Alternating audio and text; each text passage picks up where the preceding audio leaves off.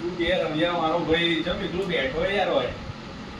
ઓહો મળ્યા માસી મળ્યા. ઓહો પાણી પીધું. કેવું શાંતિ? તમારે તો યાર ભાગ ખુલી ગયા. કોંગ્રેચ્યુલેશન. સરસ મજા આવી યાર ઓપડીને બનતો. ઓહો વાહ.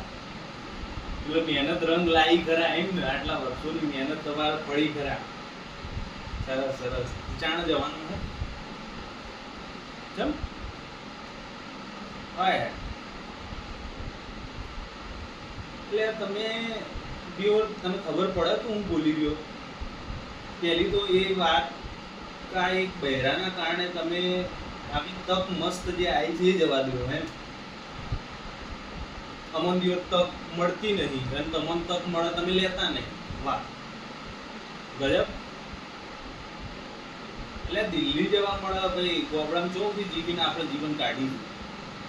દિલ્હીમાં કોઈક જોવ જોણો નવું શીખવા મળે એની જોવાનું. અને જેટલો પગાર હતો 50,000 એમ. 50,000 પગાર અને ભાઈને જવું નહીં એમ ના પાડી દેવી. સુધરી જા લે, સુધરી જા. ચૌથી આવો ને આવો રહે. બૈરા પાછળ જિંદગી ના કાઢે લ્યા. પણ કોઈ નહીં આવે. અમને ખબર તાર બૈરું કેટલું કંપાળા હતા. સાચી જ વાત છે કે તે ભાઈ લે.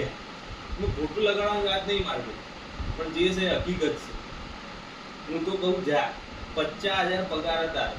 ગણ વર્ષે કેટલા થયા? 6 લાખ રૂપિયા જેવું ભાઈ. 6 લાખ. અને તમારે જવું નહીં. હું તો કહું જતો રહે બધું છોડ.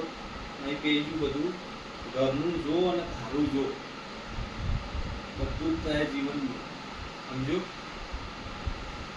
માં પૈણા વાગ્યું બધું છોડ દે. સાચું કહું હું તો. હું દિલ ખોલી વાત કરું.